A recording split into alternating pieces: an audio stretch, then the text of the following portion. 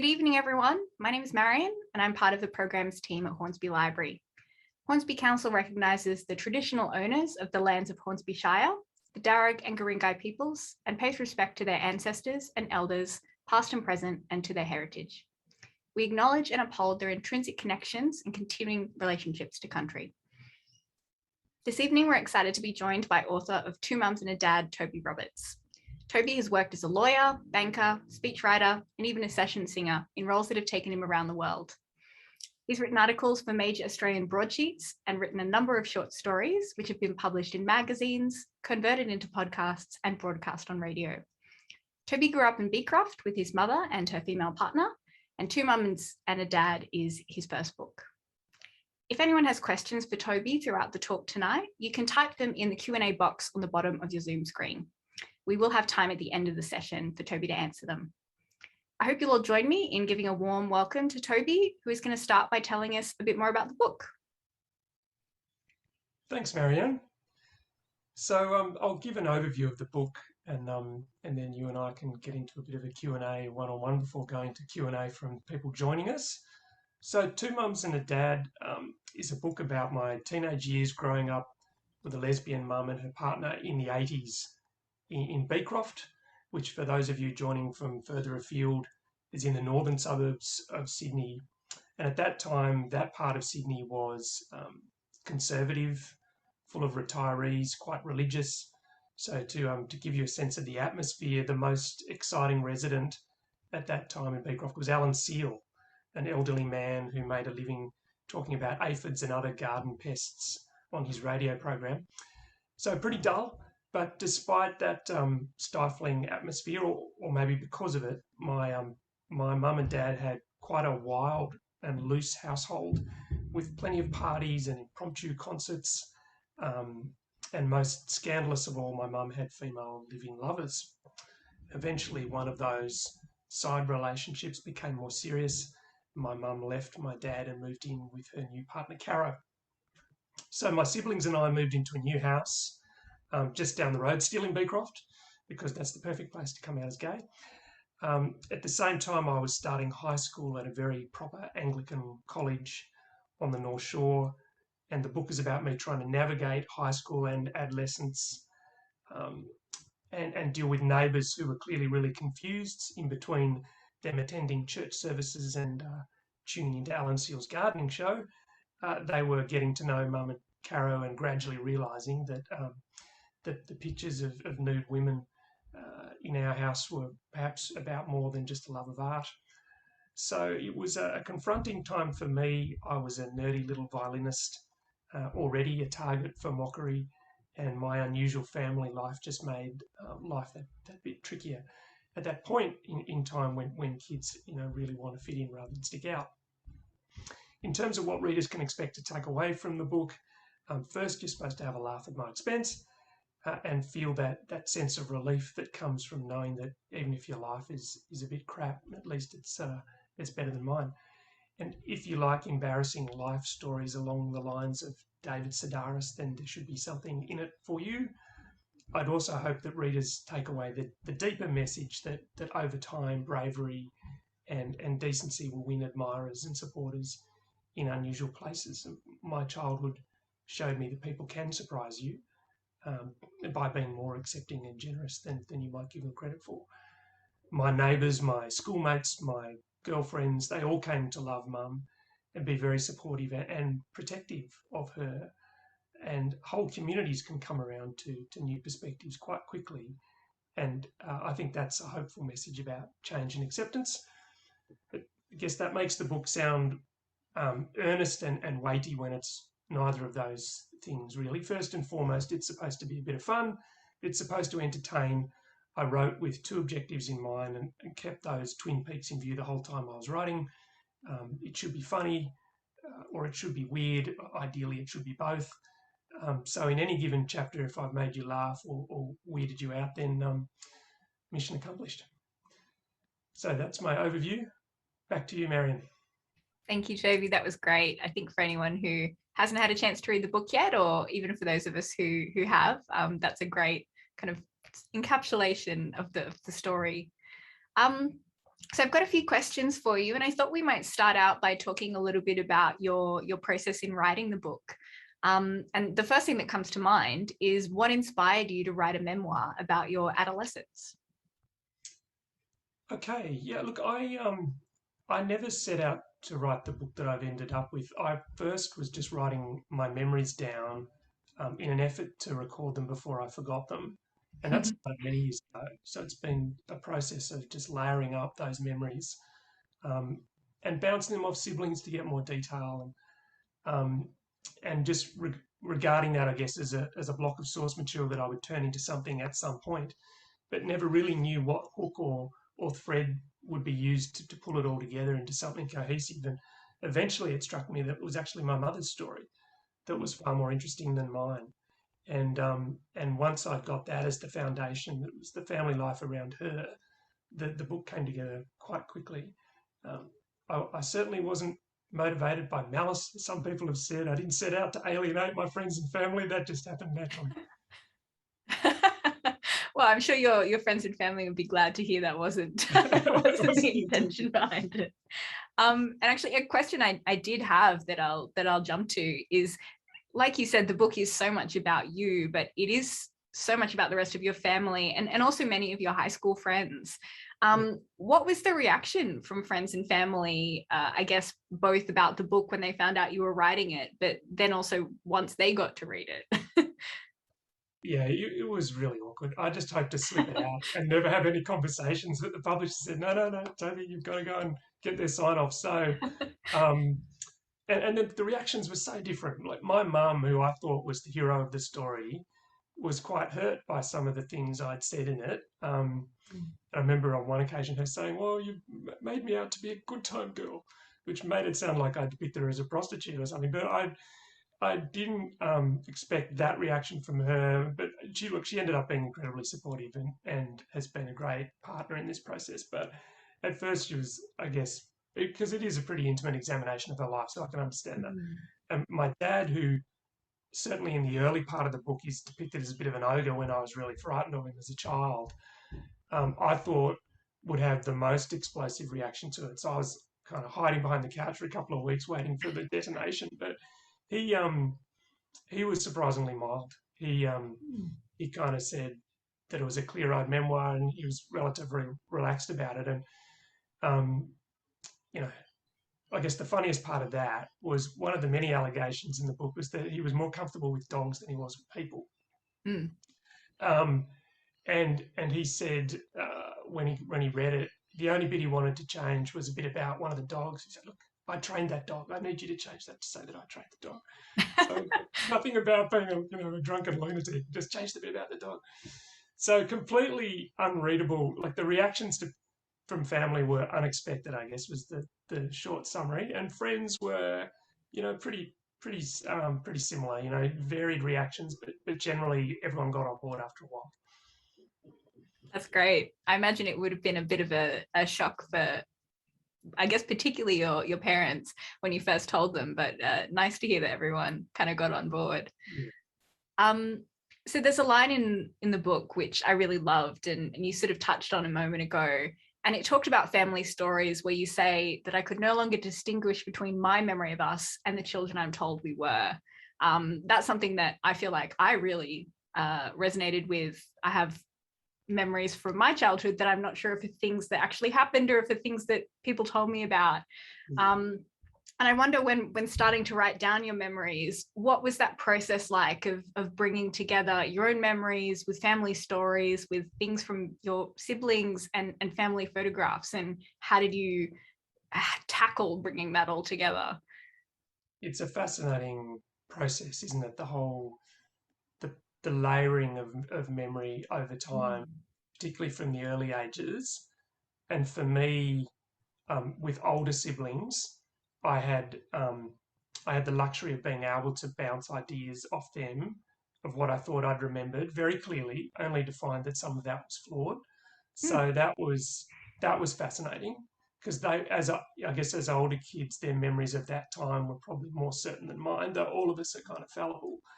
The other thing that was fascinating was that whilst there was broad agreement about the key events of our childhood, Mhm. the feelings or the messages that we took from that really differed. So, Right. one of us might think that a certain incident was really funny, while another's go, "What are you talking about? That was incredibly distressing." So, um, what you encoded it with, I guess, was really different, and that was quite fascinating too. Mm. Yeah, that's really interesting. I think um, it's probably not something most of us do, but if you sat down and asked all of your family members about a certain event, you probably would get very different reactions to it. So, sort of interesting that you got to practice that experience and then write about it. Yeah, I was very lucky to have them as sounding boards. Mm. Oh, that's excellent. Now, one topic that I found really came through in the book was your discussion about masculinity.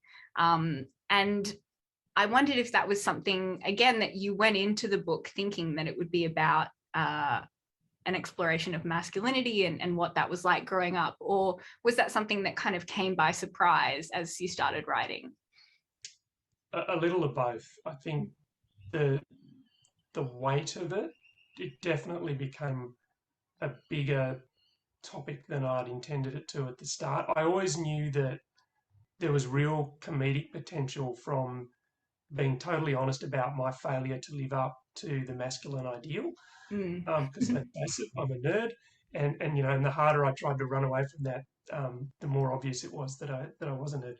The challenge to stereotypical sex roles is another, I guess, the flip side of that. That um, Caro, my mum's partner, became a really interesting way of exploring, what we think about men and women, because Mm. she was such an interesting mix of femininity and masculinity.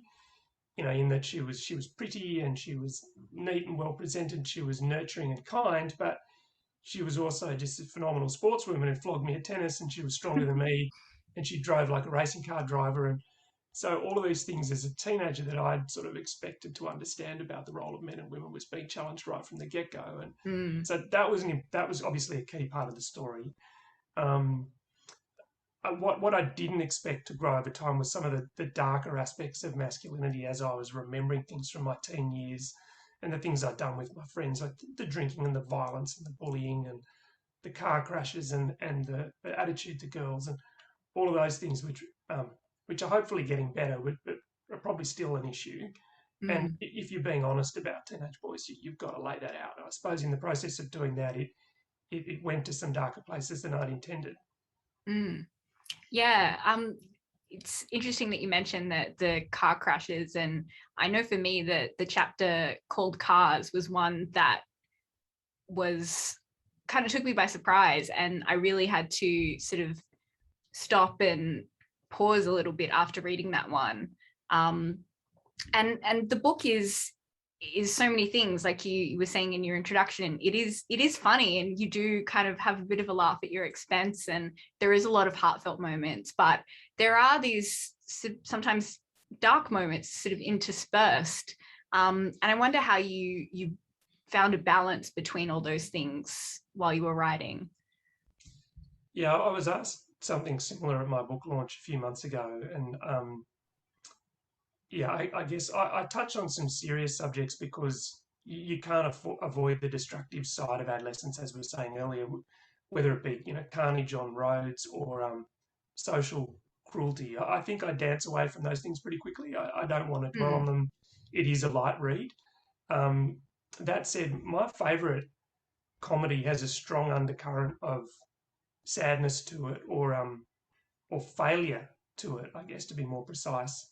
If I've done it right, um, it shouldn't take much of a tweak to dial up those darker elements and dial back the lighter ones. So hopefully those shifts aren't too jarring tonally. Mm. If you think about movies like The Party, Peter Sellers, which is horrendously un-PC, if you can look past that now, um, or Meet the Parents, or Bridesmaids, at their heart, they're kind of about lonely people, or insecure people trying to achieve acceptance and failing over and over again, which is funny. But if you think about it, it's sad. And in the right hands, you don't ever stop to think about that. Mm. Um, and I guess that's the kind of thing I was trying to achieve. The other thing I would say is I saw a neat formula the other day that where comedy equals trauma plus time. Mm. The idea being that you just need time to process trauma, and then it becomes rich material for comedy. And the stuff I'm writing about has come out funny now because that's how I've been able to process it. But it certainly wasn't funny at the time. I think Of if you course. had to characterise the mood of my childhood and teen years, a lot of it was like panic. Actually, it was particularly social panic.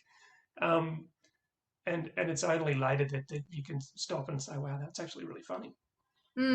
Yeah, I think I in the book I found that a little bit with your grandmother, who is, you kind of talk about earlier in the book, and her worry and her sort of anxiety about life, um, almost in kind of a comical way, but then obviously as the book goes on and she develops dementia, it becomes sort of more of a sad story.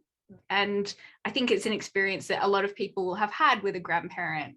And I thought that was one that was interesting because it touched on so many things. It was funny, but it was heartfelt, and it was sad. But I think that was an interesting one to include. And I wonder what it was like writing about her. She is a tragic figure, Mm. and I'm glad that she's lovable and likable, Mm. as a lot of readers have said, because that was the intention and certainly how we felt about her Yeah. as her grandkids. But there's so much of the way she behaved that was funny. But I guess her lived experience wouldn't have been funny because No. she's constantly anxious, and that was what I was wanting to riff on. But that's got to be a miserable experience for her. And there was another element of tragedy about her in that I never saw her at her peak. And I'm told that she Mm. was a wonderful conversationalist and had this prodigious memory, was super widely read, had incredible frames of artistic reference, um, and was also a very capable woman who did a lot of stuff raising my mum and her brother in the bush largely on her own. Wow. And those aspects of her being very kind of capable and very in command socially were things I never saw. When I Mhm. met her, she was already in decline. So you can only ever kind of imagine what someone would have been like in the golden days that you missed. Yeah, yeah. I think that was part of the book that I found really touching.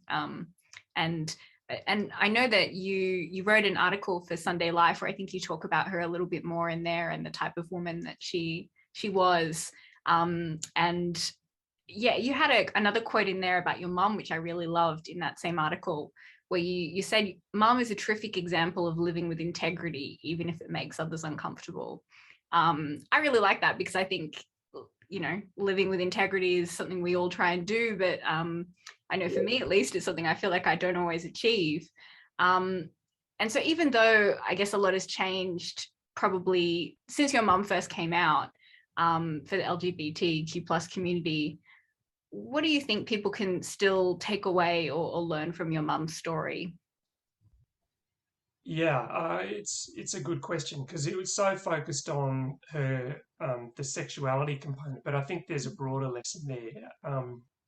There is a message about being true to your nature, Mm. um, and not conforming to standards that don't work for you. And I think that applies now as much as it did then, every bit as much now. Maybe it's easier to come out as gay now, but there are still innumerable pressures of other kinds which we have to resist when society tells us that we should be looking a certain way or behaving a certain way. And I think we're under extraordinary pressure to live glamorous lives now, for instance, and I see that in Mm. my poor kids that wrestle with that.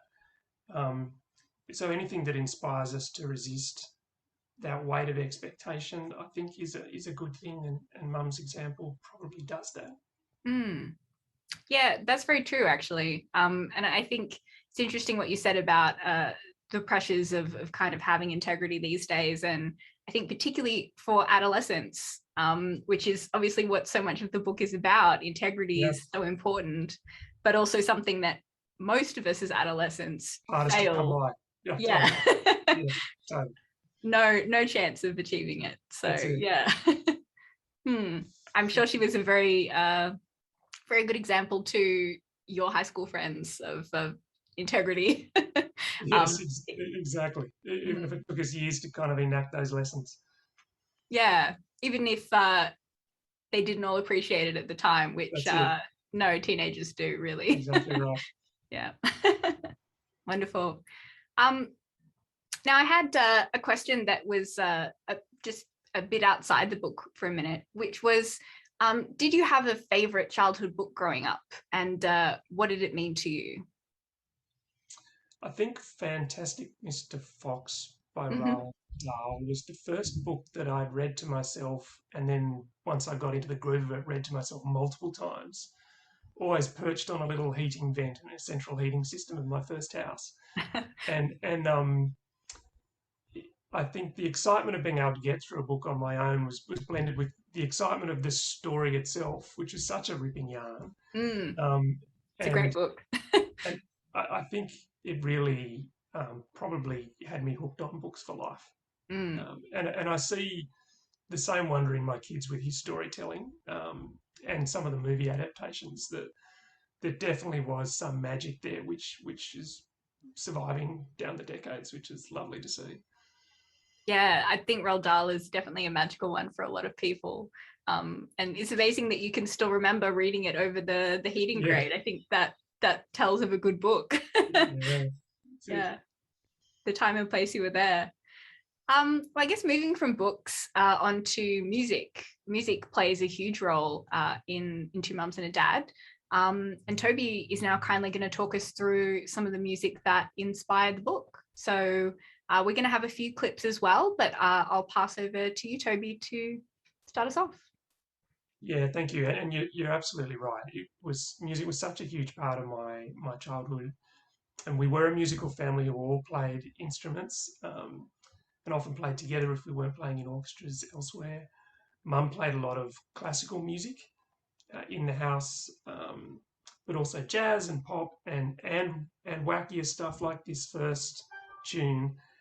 Mum liked Bob Dylan, Janissaries and other folksy rubbish, but one of her favourites in that genre was a band called Steel Eye Span, who played electrified versions of English folk songs, which came out every bit as weird as it sounds, usually featuring grim snippets of medieval life, including tales of gypsies being garroted or babies being stabbed with knitting needles.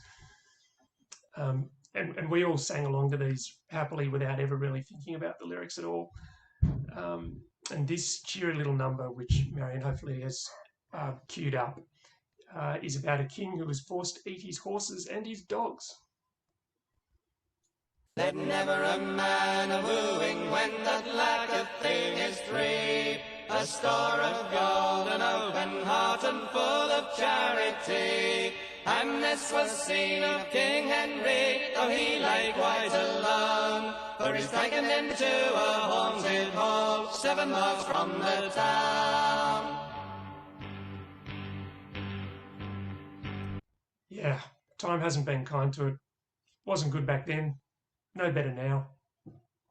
This next one was another of my mum's obsessions in the late 70s, and I think it actually has stood the test of time, this one. It's early Joan Armatrading, who had terrific Jamaican sense of rhythm. Aside from this one being just a fantastic song, it reminds me of childhood car trips. And there was probably a clue for us all in the fact that my mum was mooning over this particular performer who happened to be a lesbian. And perhaps if my father had had a clearer sense of his own interests, he wouldn't have been encouraging us to listen to that music in our car.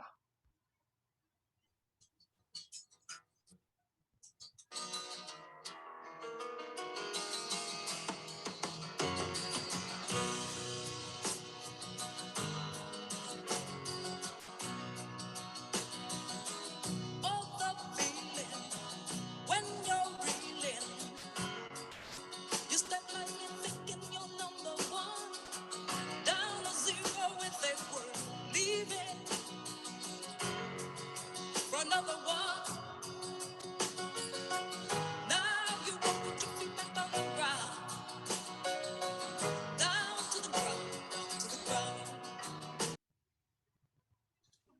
I love that one. This next one, song number 3, rolls forward a couple of years. My older brother was inspired by Adam and the Ants and a wave of other new romantic bands, I think they were called, which hit our airwaves in the late 70s. And he spiked up his hair and put on the war paint and put together a band in year 9, which went on to butcher a number of pop songs in performances on our front veranda. So we all kept very still, standing on the lawn through those performances for fear of encouraging them. But my mother would always congratulate them afterwards in sort of the same way that a streaker might be congratulated at the football. Take it away.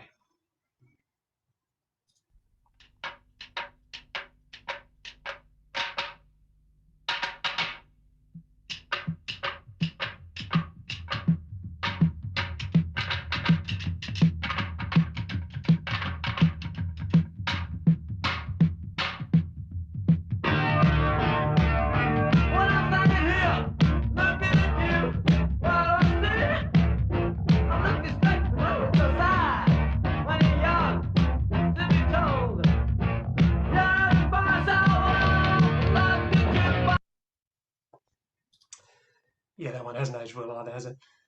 Song number 4, The Clash, once again, my brother, who shaped a lot of the musical taste for me and my sister. I guess because he was blazing that trail ahead of us, he became a punk and started listening to bands like this next one, The Clash.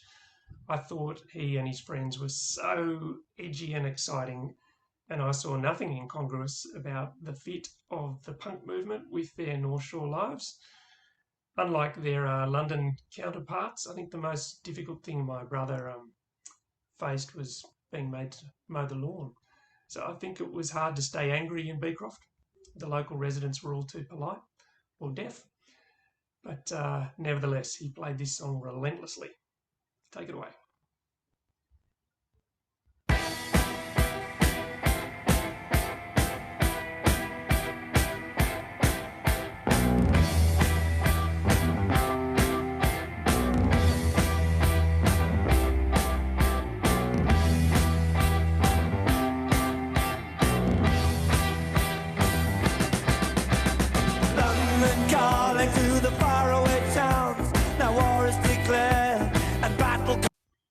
Okay, last one.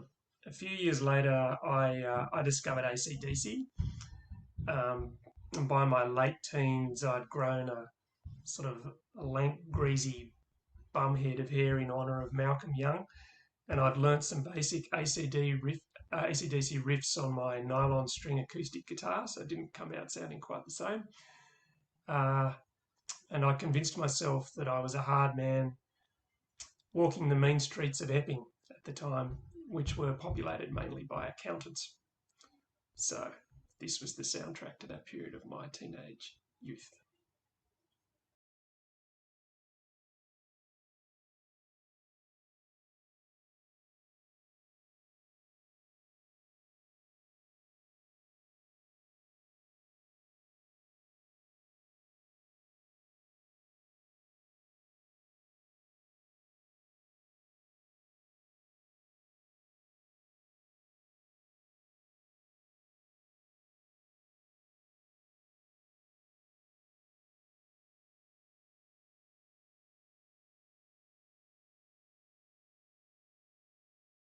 Still pretty great.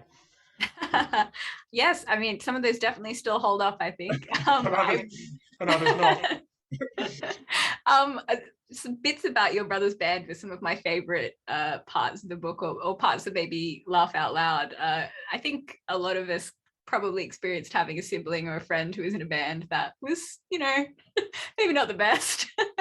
Well, what I couldn't say, because it wasn't examining that period, is that they all went on to be really great musicians. Some of them even professional musicians. So everyone has to start somewhere. Oh, well, that's even better then. It's nice to hear that it turned into a great success story then. That's it. Wonderful. Well, thank you so much for that, Toby. And if anyone is interested in hearing the full versions of those songs, I think we will have them posted in the chat. My colleague Lani is going to pop those in. And we'll also send them around in an email. So if you want any of those links, those are available. I thought I'd just take a quick moment to remind everyone if you have any questions, you can pop them in the Q&A at any time. I can see we've already got a few people typing in there, which is great. We've got at least one person who's really enjoying the music, so that's excellent. But yeah, keep typing those in there and we'll get to those soon. But before we do, Toby has a couple of readings from the book for us. Yeah, thank you. So I'll just do two quick ones. The first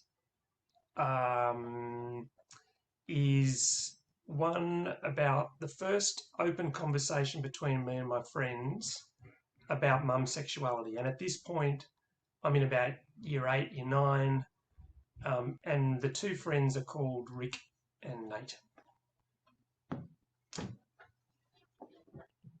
I saw Nate and Rick again that weekend, this time for a low-key session of records and cigarettes in the upstairs den of my house.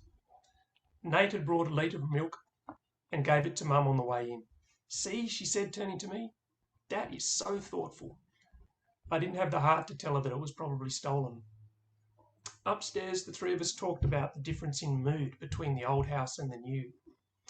"Your mum is so nice, Tobes," said Rick. "This is the best house for hanging out." I was nodding along, happy to take credit for my mother's lax parenting, when Nate suddenly upended the universe. "So your mum and Caro share a bedroom?" Nate asked, already knowing the answer. This was an explosive question. Years of hiding from this moment had been emotionally exhausting, and suddenly I felt driven to get it off my chest. "Yeah, Mum is gay," I said, looking shyly at the 1980s carpet and envisaging things going a number of different ways, most of them bad. Nate and Rick leant in protectively. "It's okay," said Rick. "My mum has a dildo." That was a weird non sequitur, but I knew everything would be fine now. "Your mum is beautiful," Nate offered sweetly. There was a long silence. "I'd like to watch them," he went on less sweetly, looking wistfully out the window. "Me too," said Rick. The conversation was going to even stranger places than I'd predicted, but at least I felt safe in the bosom of their friendship and relieved that we were now examining their deviance and not my mother's. Mum loved Nate and Rick as if they were her own, and they were repaying her kindness with loyalty now. They'd given me licence to talk about my mum at last, so I told them of the girlfriends before Caro, Juliet helping to raise my brother Josh, and the circle of women they'd seen at our house on various occasions. None of it seemed too weird for them to take. I wondered if Rick and Nate had already discussed it and were only seeking confirmation now. In any event, the feeling of being unburdened was exhilarating. The second reading I wanted to do was about my misguided decision to take up rugby in order to impress the girls in my high school and to show my mum's partner Caro that, like her, I too could be good at sport.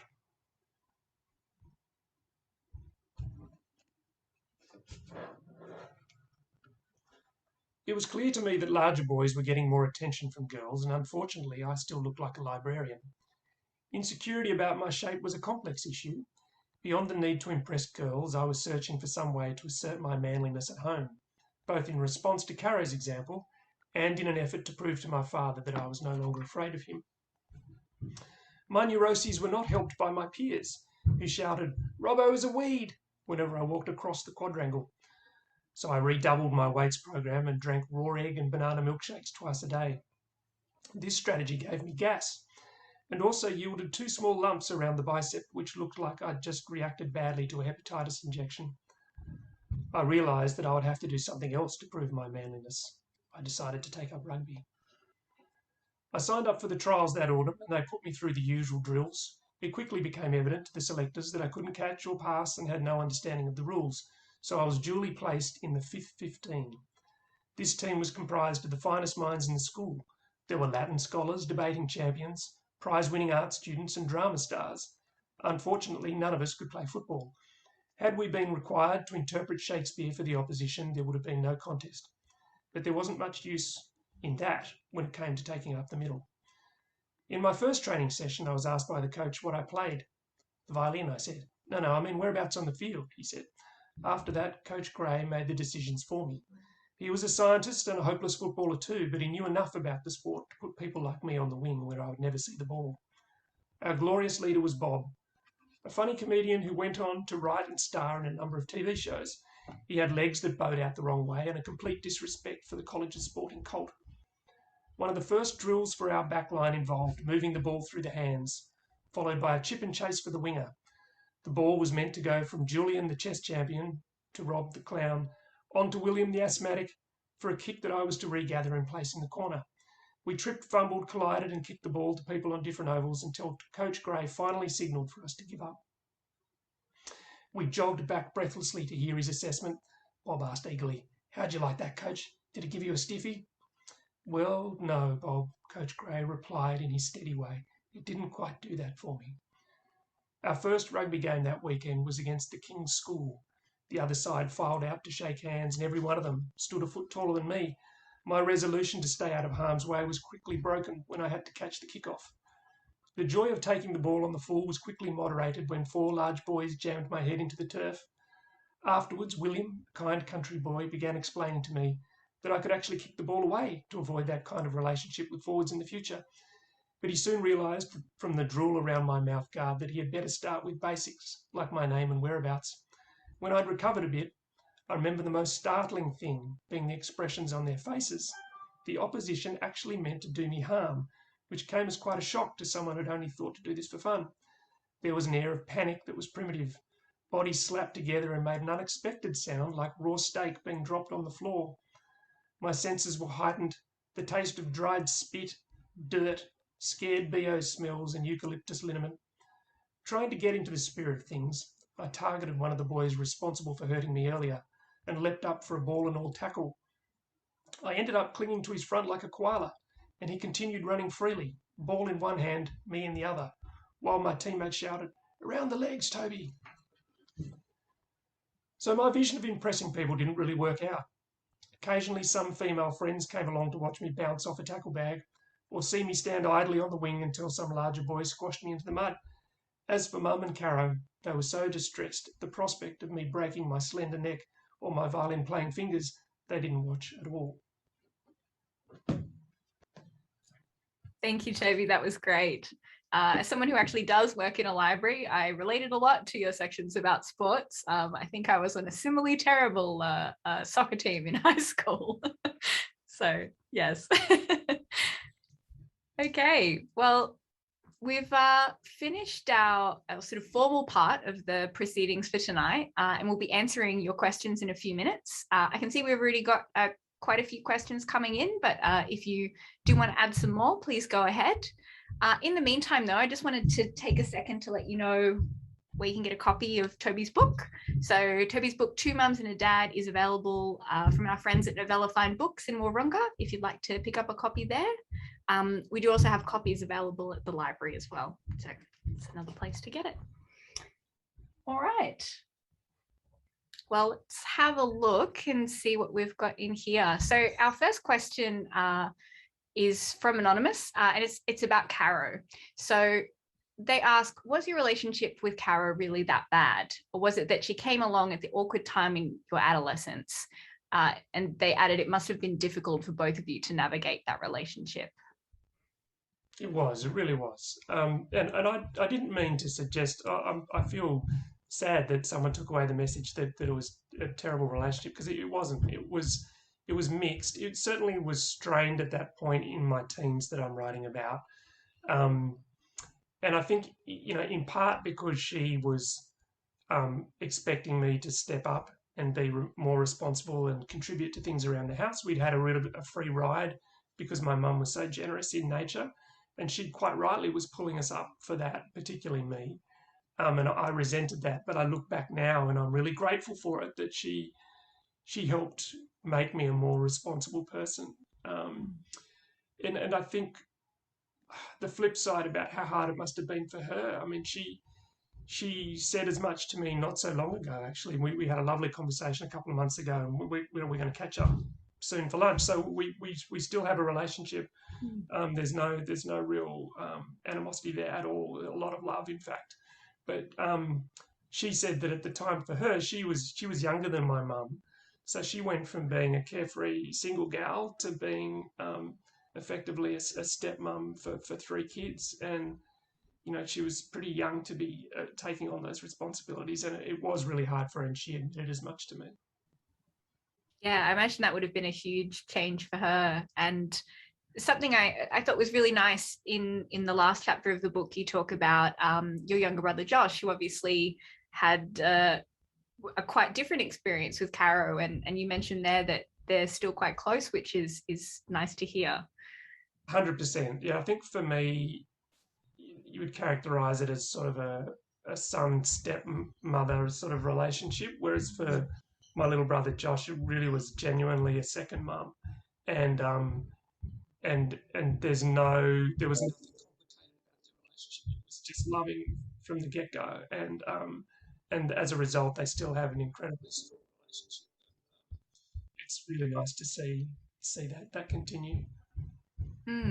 Yeah, definitely. That was something that felt very nice as a reader to know that continued on for them. All right. Well, next up, we had a couple of questions actually about music. So the first one from Melanie asks, what type of music are you enjoying these days? And then I guess kind of tacking onto that, we've got one from Samantha who's asking if you can talk about your own experience in a band. Yeah, sure. So I'm sort of embarrassed to say it's like one of these. It feels like I'm at Alcoholics Anonymous or something. I like country. I like country music now, but only a particular kind, not that whole southern over the top twangy stuff. But there's a guy in particular called Jason Isbell, who wrote a couple of the songs in A Star Is Born. The most recent incarnation of that movie. Oh yeah. And he plays very simple, stripped back acoustic music with very, very clever lyrics. I think he's the new Dylan. So I'm listening to him to the point of driving everyone around me to distraction. It's a sign of a good musician then if you're driving everyone nuts with them. Oh yeah. He's something special. On my social media page, I posted an interview. He did an interview with George Saunders, the Booker Prize winning author, and the two of them, you can just see their big brains at work when they're deconstructing the creative process, which I could just watch all day. They're incredible guys.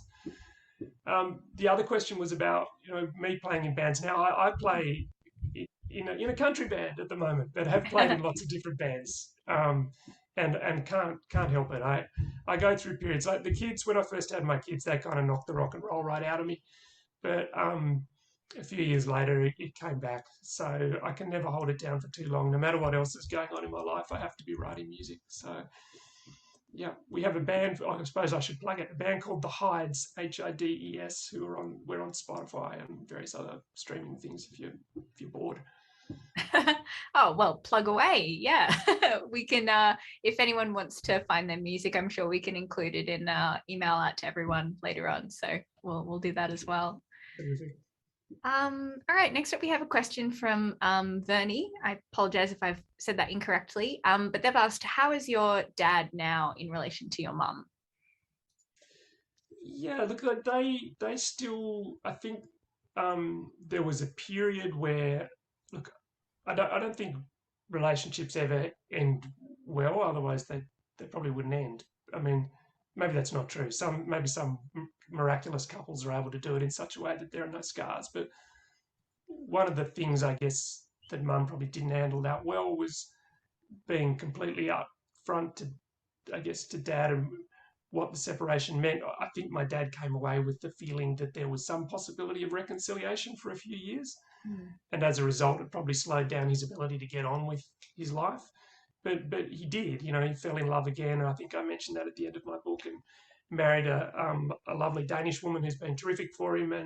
And I think once he found that new foundation, then he was able to re-engage with Mum in a much more kind of positive way, just as friends. I don't think they see a lot of each other. Just they have busy lives, but I think that there's a lot of affection, and I wouldn't imagine any bitterness on either side these days. That's nice to hear as well. So we've got another question from Anonymous, who's asked, what stories did you enjoy reading or watching in lockdown? And what type of stories do you normally read? Uh, I'm obsessed with life writing. I love biography and I love diarists. So I mentioned David Sedaris at the top Mm. of the call, and he's marvelous. And I love travel writing. And I think I was probably drawn more powerfully to that through COVID, just because none of us could Mm. travel. But Makes sense. I just don't know whether that's actually just masochistic to be reading about people's travels when you can't. But it sort of worked for me. There's a guy called Ben Coates, Coates, and he's um, a very funny Englishman who now lives in Holland, and he wrote a book about traveling up the Rhine. And for people who are familiar with the history of travel writing, one of the sort of superstar blazing pioneers of that genre was a guy called Paddy Levermore, who walked the Rhine from Holland right through to its source up in the Alps, and and this guy does more or less the same thing, but just in the modern world. And he's got a really quirky, self-deprecating sense of humor and a really forensic eye for what's weird about cultures. And yeah, I'm loving his stuff as well. Fantastic. Yeah, I think travel writing is either something that people wanted a lot of during lockdown or didn't want to touch at all. So yeah, well, it's good that you were able to enjoy it. Yeah. So we've got a couple of questions from Liz. Firstly, she said that the music brought back a lot of memories, and they actually grew up in Hornsby. Okay. And they can relate to a lot of funny things about your childhood, and they can't wait to read the book. Oh, fantastic. One of their questions is, do you see this book? Can you imagine it being turned into a film? Yeah, I could. Yeah, it would be so much fun to be involved in something like that. But I guess all the people who've signed off on it, knowing that it's just gradually getting out there, would probably need to be re-engaged to say this is going off on the big screen, people. Fair enough. Maybe that would change some people. Strategy. Yeah. Fair enough. I wonder if your family and friends would want rights to decide who got to play them or anything like that. That's right. You play that game where people say, like, who would play you? You know, if your life was on the screen, and I've had some kind of people say that it would be Ed Norton, and I've had some more unkind people say, no, Tobes, it's Steve Buscemi. Oh. I mean, Steve Buscemi is a very good actor, so I'm sure he'd do a great job in the role. Yes, but he's not exactly leading man material, is he? No, maybe not. Oh, well, that would be a very real life version of that game for everyone who is in the book. But I suppose you'll wait and see. Yeah. All right, let's see. I've got another anonymous question here. They've said LGBTQI plus stories are so much more common in our books and on our screens today. How important do you think it is to see our stories or our families reflected around us?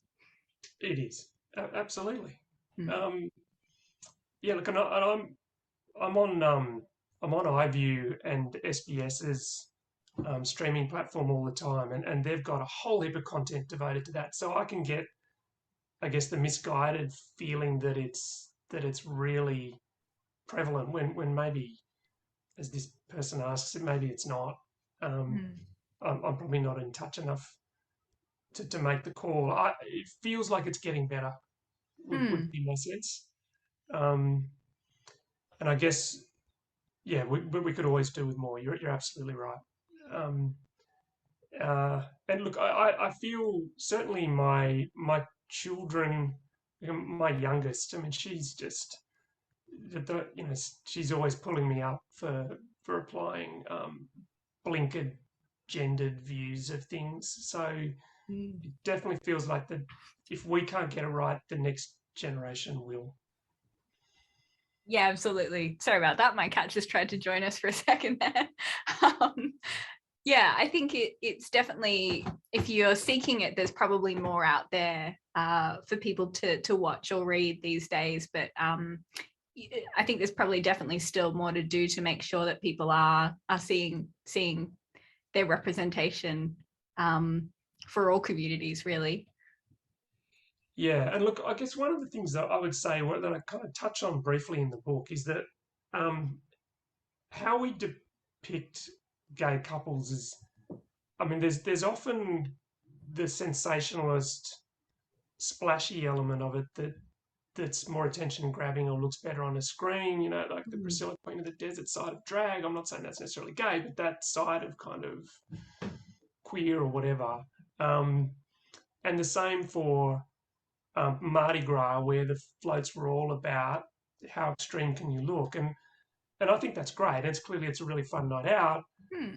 and a really valuable way for people to blow off steam and kind of be proud of who they are and have, you know, showcase things. But I think it also runs the risk of, for people whose only engagement with it is once or twice a year when they see a movie like that or go to see a parade like that, um, they could come away with the mistaken impression that it's this very different culture when actually my mum's example was that it actually isn't. These are just kind of bland couples living in suburbia, having a very normal life. Mm. Um, and we knew tons of couples who were like that. But that's the side of homosexuality that you don't see enough of, I think, on screen. Mm. The I less, imagine it as well yeah, for someone like yourself or your friends who grew up going to quite a conservative high school. And I know personally, I went to quite a conservative high school. Unless you know someone or you're seeking out information about the LGBTQ plus community, Mardi Gras and things like that are possibly the main the things. only, Yeah. yeah, Yeah. yeah, which I think is unbalanced. But anyway, it's Important to have everyone represented, and I think your book really shows I guess someone just living their everyday life who happens to be in love with a woman. yeah, Yeah. the suburban version of the splashy story. Yeah. It's a good way to put it. Now we've got a few questions about writing here, so we'll just sort of maybe do a writing rapid fire for a moment. So the first one is from Mary, who asks what you like to do in your spare time when you're not writing. So it's definitely music. Teaching myself instruments or just recording and writing. It's time with the kids. And I think one of the things through COVID I've become incredibly boring middle-aged man is enjoying gardening now. So I've got the space for it. In the last couple of years, we moved into a bigger place, and I'm really getting a kick out of watching the ferns grow. Sounds very satisfying, particularly during lockdown, I imagine. Let's see. We've got another question from Liz, also about writing, and she asks how long you've been writing for. I have been writing for such a long time. Hopefully this is an encouraging story for people slogging away. I've probably 20 or more years of writing with not a lot of reward, little spikes here and there where an article would get published or converted into a podcast or something. But I'd actually given up hope of ever being published properly for a full-length story. And of course, it was the one saying awful things about my family members that got it. Well, I mean, I suppose it just shows you never know, do you? You never know.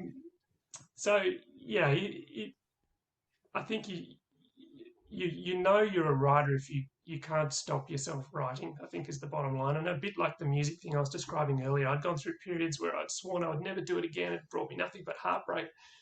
But then sooner or later, I'm tinkering away again. So it just bubbles up. And Just if can't you're help writing, you're a writer. Well, that actually leads me nicely into probably what will be one of our final questions, I think, from Asuk, I hope I'm saying that correctly, who asks, what's the next book on your mind, or is that a secret? Oh, no. I've got one I wrote when I lived for a couple of years in Asia, and I looked after my eldest when he was a toddler for about 6-9 months. Was the sole carer basically while my wife worked a very intense job. And it was a really difficult, I really struggled with it. and it's going to sound so wet and silly because this is something that women go through all the time. And so I'm going to say, oh, what a revelation. It's hard to look after a child on your own. Duh, we've been saying this for 100 years. But it was interesting to have that flipped around and just live that as the carer and just how stir crazy you go. And the upside being, I had an incredible ride with my boy, and we've got a really strong bond as a result. So I would never have changed that for the world, but it was hard. And I wrote a book about that and my time in Asia, which once again I've tried to make fun, but it's got some darker undercurrents in there. So that's one book that's ready to go. And I've been wanting to write a book about my professional experiences, though a few people have cautioned me that would end up in court. Oh, okay. So you might need to sort out some of that first, I suppose. Oh, well, I imagine anything else you write, if it's the book or anything else we get to read, I should say, whether it's the book about you and your son living in Asia, I imagine they'll have the same kind of fun that this book does. Because it is a lot of fun. It touches on some serious things, but it's also, as people hopefully got from your readings tonight, it's a lot of fun as well. That was the intention. I think it definitely came across. Well, we're getting towards the end of our time tonight. So we have had some nice comments in the chat just to say that, they're enjoying it and it was a lot of fun. I might just ask one more question if we can. And we've got one here, another one from Anonymous, which asks about your parenting style, which kind of follows on from what you were just talking about. Do you have a similar parenting style to your mum? And also, what do you think the reaction will be like from your children when and if they ever get to read the book? Yeah, so very, very interesting, both of those. I had, as you probably gathered from the first reading, I had a really relaxed environment under my mum in particular. He let us do whatever. And so I got up to all kinds of mischief, and my brother even worse. And I think I've reacted to that the opposite way and become a full-on helicopter parent.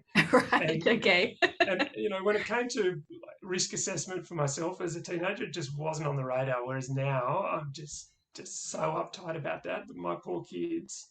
So, yeah, I think I've got something of my grandmother's tendency to just kind of be really anxious and just cling on to the point of suffocation. And I have no idea where that came from. It just sprang out the moment they were born, basically. So I'm conscious of trying to moderate it. I don't do it that well.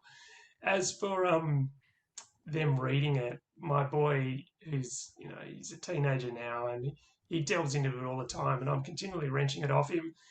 And he's read all the worst parts, and I've got no credibility now. Like, if I try and tell him, no, son, you can't smoke pot, it's really bad for you. He's going, well, look, yeah. He's using your own book against you. So I'm gone. Oh, that's maybe something you wouldn't have thought would come out of the book, but interesting.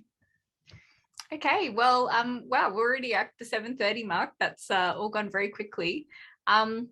So I guess firstly, thank you to everyone who came along tonight and for being here. And a big thank you to Toby for joining us and talking through everything to do with Two Mums and a Dad. Before we go, Toby, did you have anywhere that people can find you online? Oh, yeah, thank you for reminding me. So Toby Roberts Author, I think is the handle on both. I've got a Facebook page and Instagram. Please sign up. That would be fantastic if you can follow me on that. Novella Fine Books, I think in Wahroonga. And I'm going to be there signing some tomorrow morning. You can order the book directly from the Bad Apple Press website, or you can ask your local bookstore to order it in, or order it online from some places like Abbey's and Angus and Robinson. Ebooks for people who prefer that, Amazon. So plenty of options. Yeah. Fantastic. I'll send you some of that through in an email if that helps to package some up, including some other things we've talked about tonight, Mary. Yeah, no, that'd be fantastic. And whatever Toby sends through, we can send out to everybody who came along tonight. So that's excellent. And we did have a few questions in the chat about other ways to read the book. So that's wonderful. I'm sure that everyone will be able to get a chance to read it. And like you said, if you're interested in a signed copy of the book, Novella in Wurrunga is the place to go for those. Okay, well, thank you so much, everybody, for joining us tonight. Thank you again to Toby and those who are regular Hornsby Library event viewers. We hope that we will see you soon. All right, thanks very much, everyone. Have a good night.